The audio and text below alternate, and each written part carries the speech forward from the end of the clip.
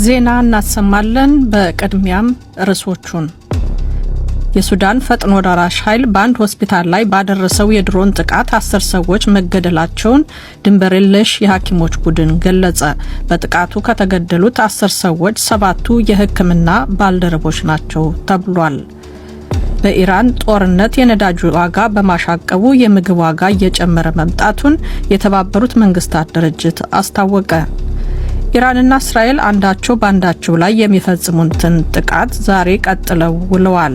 ኢራን ዛሬ ሚን አልማሃዲ በተባለው የኩዌት የነዳጅ ማጣሪያ ላይ የድሮን ጥቃት ስትፈጽም፣ እስራኤል በበኩሏ በቴህራን ማዕከላዊ ኢስፋን ጥቃቶች ማድረሷ ተዘግቧል።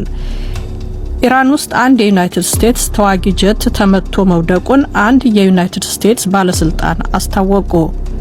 ፈረንሳይና ደቡብ ኮሪያ በሆርሙዝ ሰርጥ ለማስከፈት በጋራ እንደሚሰሩ ገለጹ። ዜና በዝርዝር የሱዳን ፈጥኖ ደራሽ ኃይል በአንድ ሆስፒታል ላይ ባደረሰው የድሮን ጥቃት 10 ሰዎች መገደላቸው ተገለጸ። የሱዳን ፈጥኖ ደራሽ ኃይል በእንግሊዝኛው ምህጻሩ RSF ትናንት በሀገሪቱ ደቡባዊ ማዕከላዊ ክፍል በሚገኝ ሆስፒታል ላይ ባደረሰው የድሮን ጥቃት ቢያንስ 10 ሰዎች ተገድለዋል። ለአሶሺየትድ ፕሬስ ድንበር የለሽ የሐኪሞች ቡድንን ጠቅሶ እንደዘገበው የፈጥኖ ደራሽ ኃይል ጥቃቱን ያደረሰው በሱዳን የዋይት ናይል ግዛት በሚገኘው የአልጃቫን ሆስፒታል ላይ ነው። በሁለቱ ድሮኖች በደረሰው ጥቃት የሆስፒታሉ የቀዶ ጥገና ክፍልና የእናቶች ክፍል መመታቱንም የሕክምና ቡድኑ ገልጿል። እንደ ሕክምና ቡድኑ በጥቃቱ ከተገደሉት 10 ሰዎች 7ቱ የሕክምና ባልደረቦች ናቸው። በጥቃቱ ቢያንስ 19 ሰዎችም ቆስለዋል። ዓለም አቀፉ የጤና ድርጅት በመጋቢት ወር ባወጣው መረጃ በሱዳን ጦርነት ከተጀመረ አንስቶ የሕክምና ተቋማትን ኢላማ ያደረጉ ከ200 በላይ ጥቃቶች ተፈጽመዋል።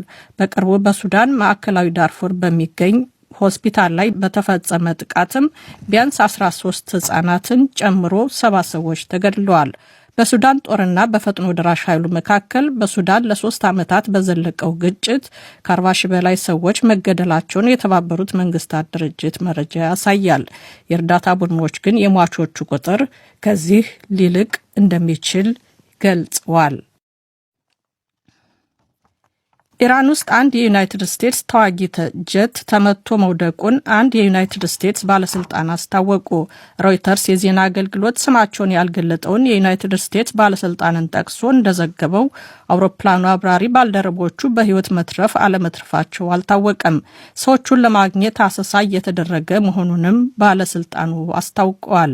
የኢራን ጦር ኃይል F-35 የተባለውን የአሜሪካ ዘመናዊ ተዋጊ ጀት መቶ መጣሉ ቀደም ሲል ተዘግቦ ነበር።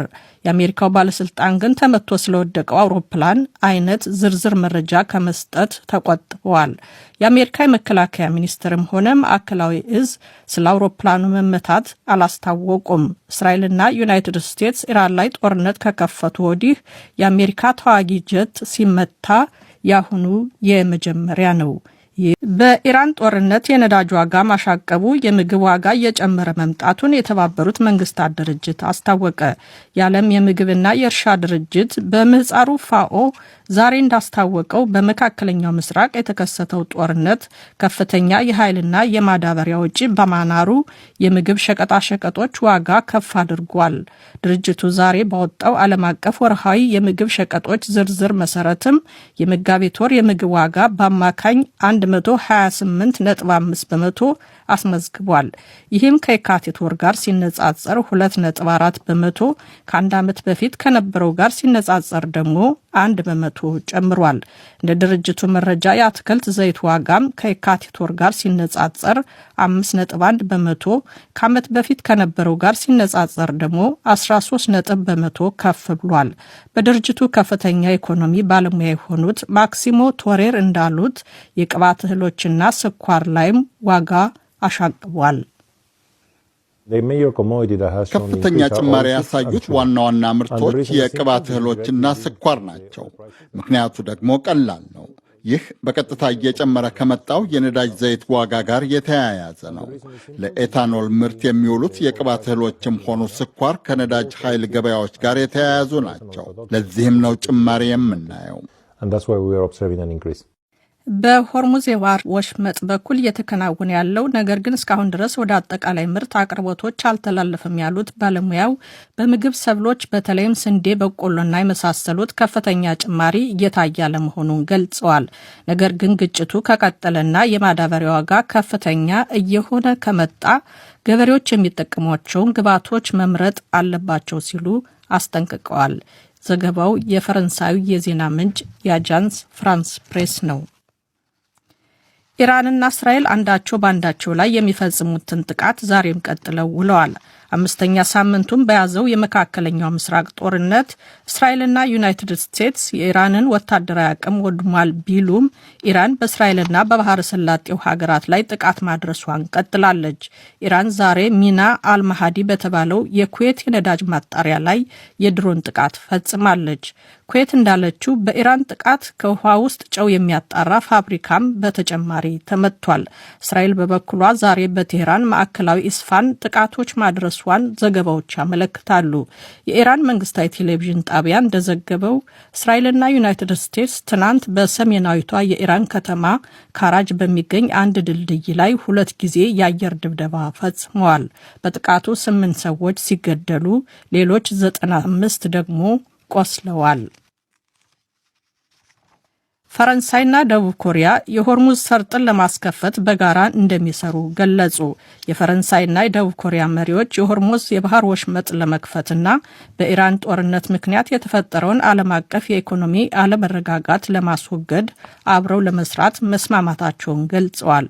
ሁለቱም መሪዎች ይህንን የገለጹት ዛሬ በደቡብ ኮሪያ መዲና ሲኦል ተገናኝተው በመከሩበት ወቅት ነው።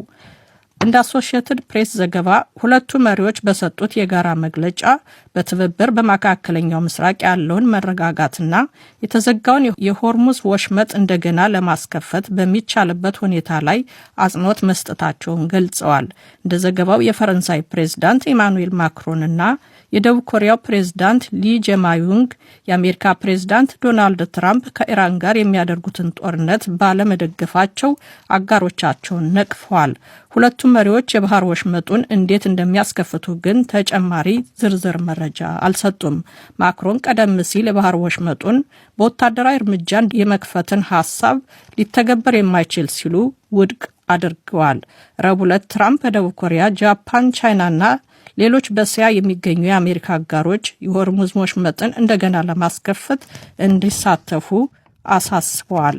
ይህ ዶቼ ቬለ ዲደብሊው ነው።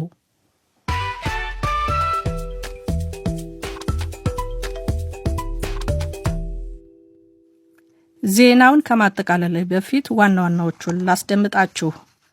በሐዋሳ ከተማ በመኪና አደጋ 5 ሰዎች ሕይወታቸው ማለፉን ፖሊስ አስታወቀ። የሱዳን ፈጥኖ ደራሽ ኃይል በአንድ ሆስፒታል ላይ ባደረሰው የድሮን ጥቃት 10 ሰዎች መገደላቸውን ድንበር የለሹ የሐኪሞች ቡድን ገለጸ። በጥቃቱ ከተገደሉ ሰዎች 7ቱ የሕክምና ባለሙያዎች ናቸው ተብሏል።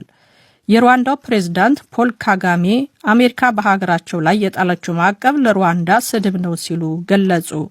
በኢራን ጦርነት የነዳጅ ዋጋ በማሻቀቡ የምግብ ዋጋ እየጨመረ መምጣቱን የተባበሩት መንግስታት ድርጅት አስታወቀ።